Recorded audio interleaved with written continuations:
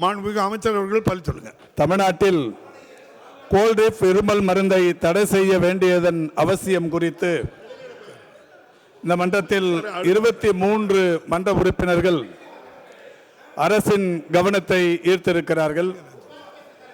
இந்த பொருள் சம்பந்தமான விரிவான அறிக்கை ஏற்கனவே தரப்பட்டிருக்கிறது என்றாலும் பேசியவர்களுடைய கருத்துக்களின் அடிப்படையில் என்னுடைய பதிலை தெரிவிப்பது கடமை என்று நான் கருதுகிறேன்.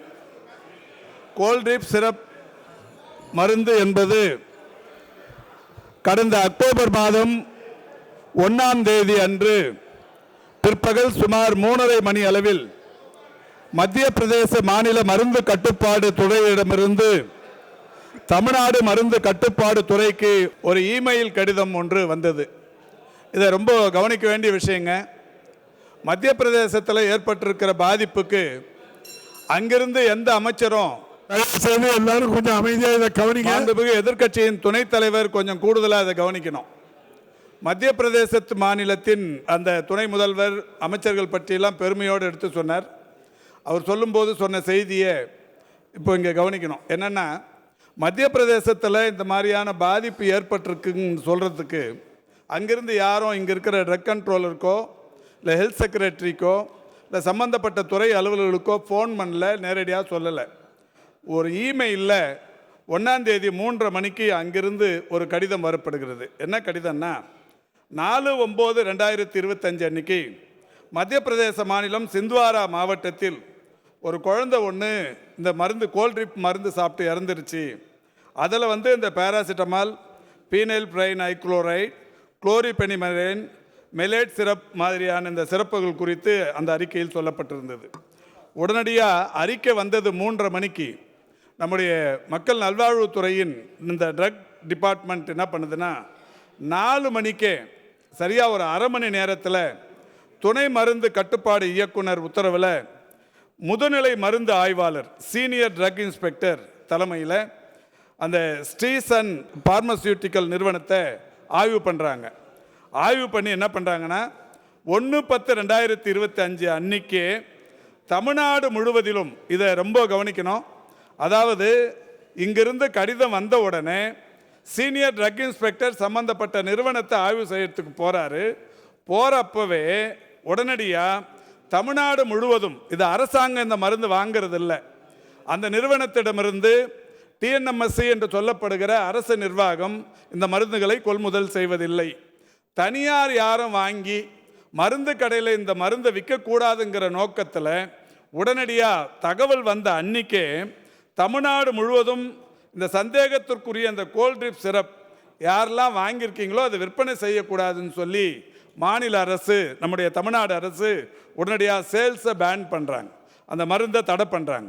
1/10/2025, 2/10/2025 இந்த 2 நாள் ஆய்வு மேற்கொண்டதில் 1945 கீழ் இந்த விதிமீறல்கள் இருப்பது கண்டறியப்பட்டு அந்த gold syrup batch number SR13 உள்ளிட்ட 5 மருந்துகள் அவசரமாக பகுப்பாய்வுக்காக கொண்டு வரப்படுகிறது.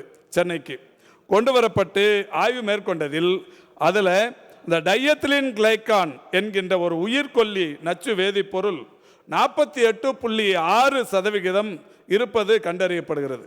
இது கண்டறியப்பட்ட உடனே இது வேதிப்பொருள், இதனால் உயிருக்கு ஆபத்து என்பது கண்டறியப்பட்ட உடனே மேற்கூறிய நிறுவனத்திடமிருந்து ஒடிசாவுக்கும் புதுச்சேரிக்கும் இந்த மருந்துகளை அனுப்பியிருக்கிறது தெரிய வருது.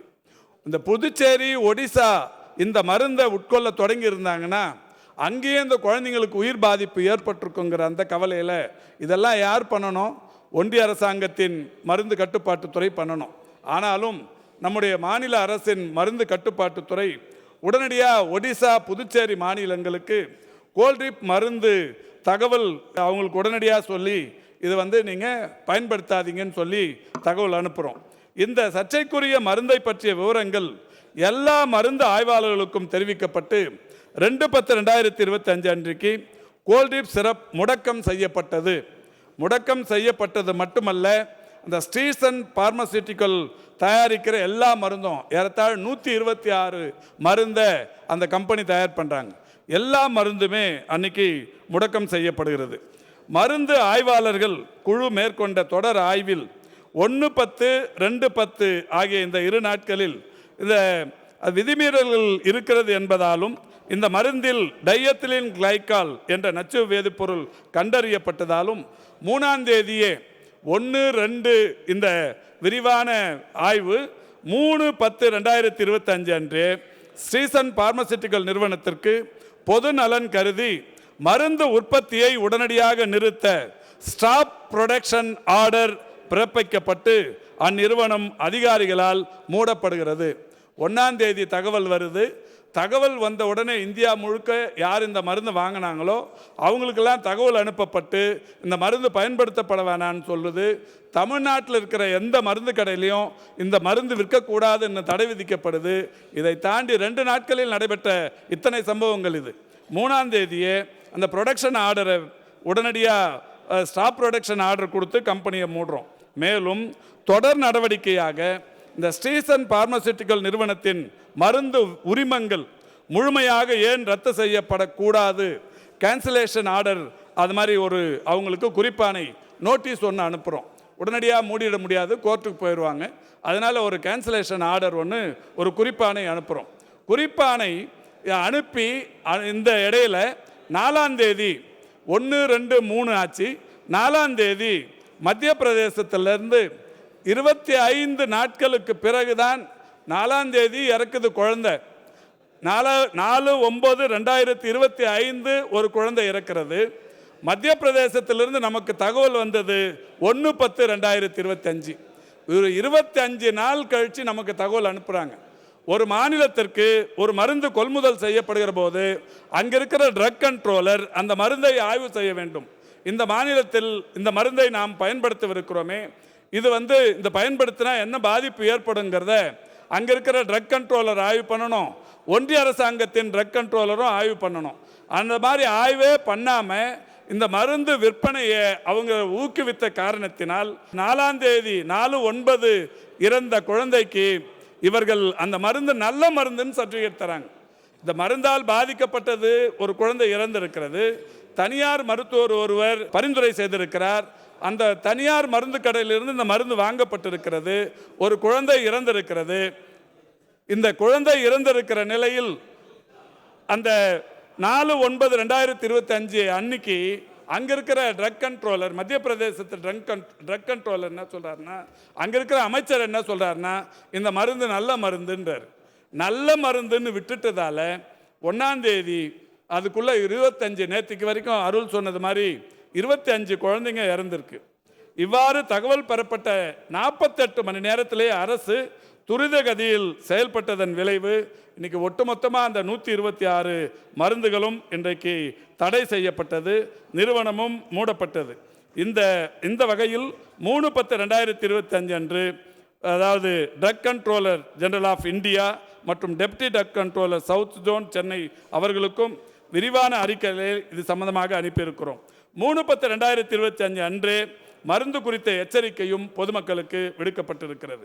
இது தொடர்ச்சியாக கோல்ட்ரிப் சிரப் என்கின்ற மருந்தின் ஆய்வு அறிக்கையில் கண்டறியப்பட்ட டயத்திலின் குளோக்கால் 48.6 நச்சுப்பொருள் இருந்ததன் காரணமாக அந்த மருந்து நிறுவனத்தின் உரிமையாளர் மீது குற்ற நடவடிக்கை, கிரிமினல் ப்ரொசீடிங்ஸ் எடுத்து மாண்புமிகு தமிழ்நாட்டின் முதலமைச்சர் சொன்னது என்னன்னா, இப்போ அந்த கம்பெனியை மூடுறது மட்டுமே முக்கியம் இல்லை, அதனுடைய ப்ரொடக்ஷனை நிறுத்தது மட்டும் முக்கியம் இல்லை, இதில் ஒரு கிரிமினல் ஆக்ஷன் எடுக்கணும்னு சொல்லி அரசுக்கு அவர் இட்ட உத்தரவின் அடிப்படையில் கிரிமினல் ப்ரொசீடிங்ஸ் எடுப்பதற்கு அவருக்கு நோட்டீஸ் கொடுக்குறாங்க. 7ஆம் தேதி 7/10 இந்த ஒரு வார காலத்துக்குள்ளே நடக்கிறது.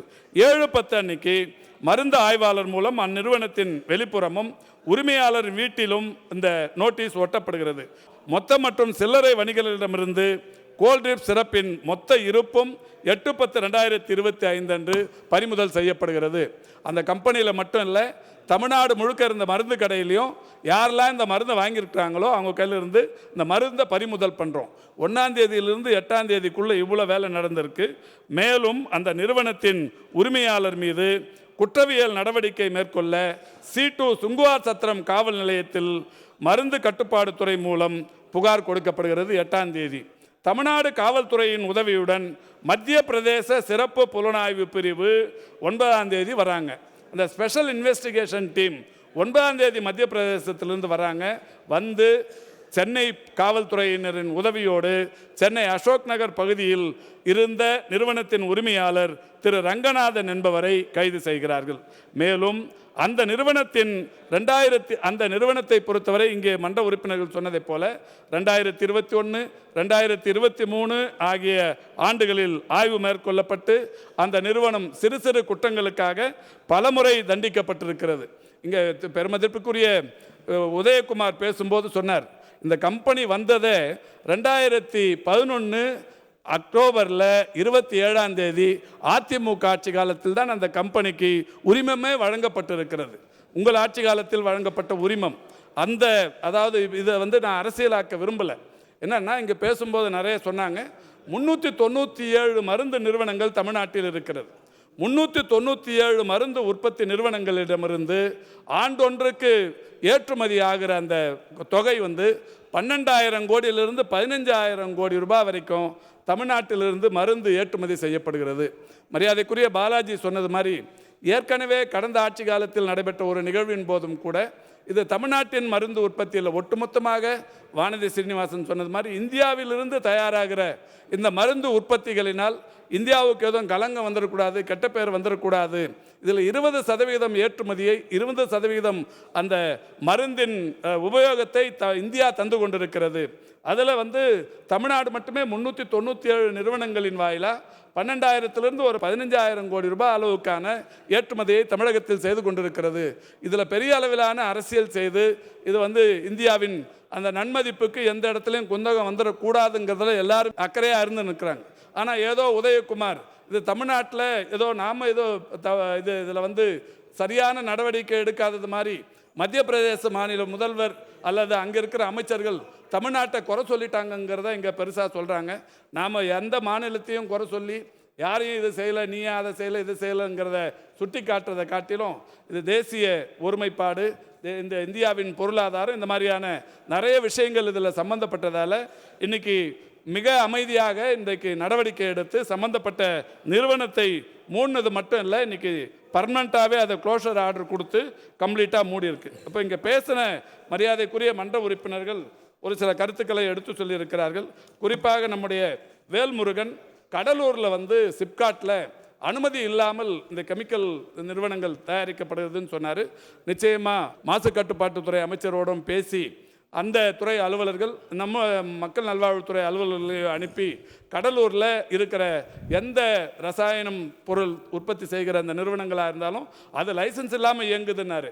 உரிமம் இல்லாத எந்த நிறுவனமாக இருந்தாலும் அதை யார் நடத்தினாலும் 2-3 நாட்களில் நடவடிக்கை எடுத்து அதை உடனடியாக மூடுவதற்கு நடவடிக்கை எடுக்கப்படும் என்பதை தெரிவித்துக் கொள்கின்றேன். அதே போல் அவருடைய கவனத்திற்கும் அந்த மாதிரி யாராவது உரிமம் இல்லாமல் கம்பெனி நடத்துகிறாங்கன்னு தெரிஞ்சால் தகவலை நீங்கள் ரகசியமாக சொன்னால் அந்த ரகசியம் பாதுகாக்கப்படும். நாங்கள் அவர்கள் மேல் நடவடிக்கை எடுப்பதற்கு அது ஏதுவாக இருக்கும். அந்த மாதிரி பெருமதிப்பிற்குரிய ஹசன் மௌலானா பேசும்போது சொன்னாங்க, இது ஆய்வு பண்ணணுன்னாங்க. தொடர் ஆய்வுகள் மேற்கொண்ட காரணத்தினால்தான் இது இன்னைக்கு அதாவது ஒரு பேட்ச் ஒரு நாளைக்கு 126 வகையான மருந்துன்னா ஒரு பேட்ச் 1 மணி நேரத்தில் ஒரு பேட்ச் வெளியில் போகும்.